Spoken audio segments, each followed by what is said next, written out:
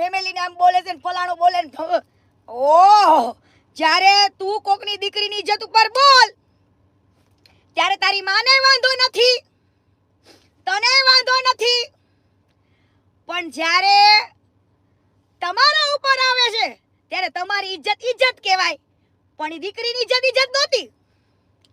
પણ બક્કા બધી જગ્યાએથી કાયદાકીય બધાને કરતા આવડે અને કરવા જ માંડવાની. ઓ કરવા જ. કોઈ પણ દીકરીના ન્યાય માટે કદાચ લડતી હશું અને જો મને ખોટા કેસમાં ફસાઈ દીધી તોય કોઈ બીવાની જરૂર નથી. એટલે તમે કંઈ કરશો જ નહીં ને, મહેનતય નહીં કરો, લડશોય નહીં ને, તો ન્યાય તમને કોઈ દી નહીં મળે, ક્યારેય નહીં મળે. એટલે કીર્તિ પટેલ જીવતા, લડતા અને બચાવતા બધું જ શીખીશું, બધું જ. બરાબર? એટલે મને ક્યારે ડરાવવા આવવી નહીં, ધમકાવવા આવવી નહીં. મારી પાસે બધા જ એવિડન્સ હોય. આ સુરેન્દ્રનગરમાં જઈને હાથ પગ જોડતો તો સીસીટીવી ફૂટેજ છે આપણી પાસે. બરાબર? કે ગમે એમ કરો ને કે બતાવો ને કે નકર મારા મમ્મીનું એ બધું બહારું આવે એમ છે. ઓલી કાજલના મમ્મીની તો આખા ગામને ખબર છે, પણ તારી માની બધાને ખબર છે. હા, બહુ વેમમાં નહીં રહેવાનું. તમે જેવા છો એવો જ અરીસો દેખાડવામાં આવશે. તમે જેવું દીકરીને બતાવ્યું તું ને કે તું ચરિત્રહીન છું, તો તારી માય ક્યાં ઓછી છે, તારી માં ક્યાં ઓછી છે. એટલે તું તારી જાતે અરીસામાં કાલ જોઈ જોજે. ક્યાં 15 લાખ વાળું ને કીર્તિ મને ગાડા ગાડી કરે છે ને બધું જ કરે છે. હજુ તારી માનું કઈ લાવી જ નથી બારું. તા ગાંઠ ફાટી રહી, તા ગાંઠ ફાટી રહી. હે હજુ કઈ બહાર લાવ્યા મોડ કે મારી પાસે 15 લાખ રૂપિયા માંગ્યા. અરે 15 લાખ માંગ્યા હોય ને ભાઈ તો મારે 30 લાખ દેવા. જા, મારે તને 30 લાખ રૂપિયા દેવા. 30 લાખ દેવાના. લે, પોતાની માં જાણે શરીફ હોય, બરાબર, ને કોકની દીકરીના ચરિત્રની વાત કરે. હા લાલભાઈ, પેલા ઘરમાં હોય ને એનું જોઈ લે, પછી કોકની દીકરીના ચરિત્ર ઉપર આંગળી કરજે. હો, અને 6 ડિવોર્સ થઈ ગયા હોય ને તો લઈ આવજે. હવે તને દે જ કોણ? તને દે કોણ? તારા હારે પૈણે જ કોણ? હે, તારી હારે લગન કોણ કરે? બરાબર? એટલે એ દીકરી તારા હારે લગન કરીને આવી બચારી, એને તમે મારીને મૂક્યા હો છો અને તમે માર્કેટમાં એવું બોલો છો કે આ છોકરી આવી. ભલ્લા માણા કોઈ દી તમે તમારા ઘરમાં આવીને ગયો ને પછી આવા વખાણ કરો ને તમારા આટલા બધા જેટલા ફોલોવર્સ છે ને તારા 27 લાખ, ઈ ફોલોવર્સમાં તું ખોટો મેસેજ ફેલાવ્યો, તે દીકરી માટે ખોટો મેસેજ ફેલાવ્યો અને બધાના દિમાગમાં એમ થઈ ગયું કે પાયલ આવી હશે. બધાના દિમાગમાં એવું થઈ ગયું કે પાયલ ભાભી આવી હશે, પણ કોઈ દિવસ જાણવાની કોશિશ ના કરી. કોઈ કોશિશ ના કરી. બરાબર? બધાને તો આ જ હાચો લાગે ને, કેમ કે ભગવાને આ જન્મમાં લઈ લીધું છે ને જો આવતા જન્મમાં લઈ લેશે. આવતા જન્મમાં તારા ભગવાન હાથ લઈ લેશે. બરાબર? અને ઓય કીર્તિ પટેલનો ખોટો ચાળો ન કરતો.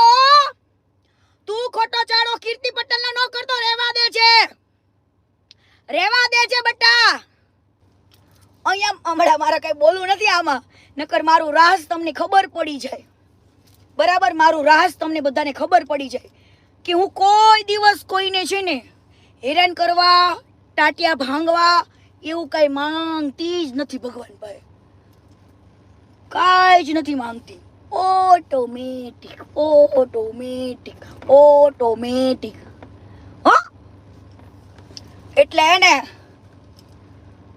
મારું તું 15 લાખનું જે બોલ્યો ને બકા, એને મને પ્રૂફ આપી દેજે. સમજો? બાપના બોલે, આ કીર્તિ પટેલ બોલે, તને મારું તું પ્રૂફ આપ ને એટલે તારું ચંપલ મોઢામાં લેવું છે, એક પગનું ચંપલું મોઢામાં લઈને માફી માંગીશ અને તને 30 લાખ રૂપિયા આપવાના. બરાબર? બાકી જો કીર્તિ પટેલે તારી પાસે નો માંગ્યા હોય અને તું પ્રૂફ રજૂ નહીં કર ને તો તારે મારું જોડું લેવાનું છે મોઢામાં. આ જોડું મોઢામાં લેવાનું છે. હું મોઢામ લેવાનું છે જોડું મારું. હા હવે તારે બહુ શોખ છે ને. હજો તું પોલીસ કેસ કરીશ ને તોય કીર્તિ પટેલ અવાજ તો બંધ નહીં જ થાય. હા કેમ કે સત્યના અવાજમાં જો પોલીસ ન સમજી શકે ને તો નકામું છે ભાઈ. આજે કોઈના ઘરની દીકરી ઉપર આવે તો વીતું હોય ત્યારે એને જ ખબર પડે કે દીકરીની ઇજ્જત શું કહેવાય. જ્યારે આ ઇજ્જત કાઢતો તો ને તો કોઈ તારા વડીલે કેમ ન કીધું? કદાચ સાની દીકરી ખરાબ હોય એવી હોય તોય તારે ક્યાં બોલવાની જરૂર હતી ભાઈ? તારે ક્યાં બોલવાની જરૂર હતી? અને એકવાર દીકરીને પૂછી જ લેવું તું ને,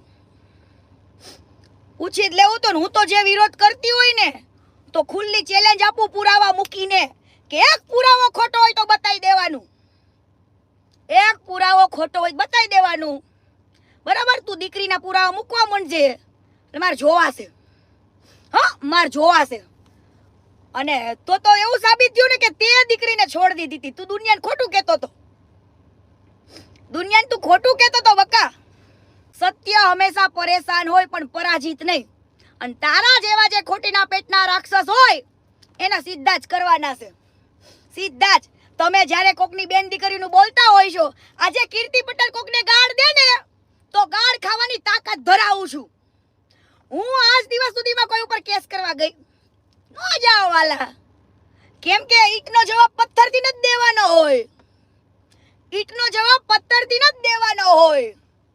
બરાબર? તમને આવડે લીગલી, અમને લીગલી આવડે. કેસ રમશું.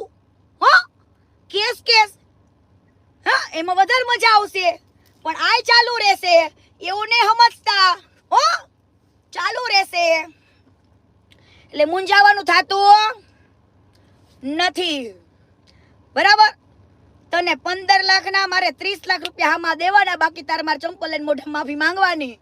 બરાબર? એનું રામબાણ આવે ને બકા, તારા ઓલો પગ રહ્યો ને પગ જમીન ઉપર રાખજે બકા, નકર હલી જશે. હો એ 32 લખણ ખોટા. રામબાણ જેદી માર્કેટમાં આવે ને તેદી તારો પગ જમીન ઉપર રાખજે, નકર તારા પગની જમીન હલી જશે. તારા પગની જમીન હલી જશે. 2 જણાને કેજે પકડી રાખે તારા બાવડા. તારા બાવડા બાજુમાંથી 2 જણાને કેજે પકડી રાખે, નકર તું પડી જ જઈશ, 100% બેહોશ થઈ જઈશ. એવું રામબાણ છે. હો બેહોશ નો થઈ જતો જોઈને. થોડીક વાર તો મારા પગ હલી ગયા તા એટલે તું હલી ન જાતો.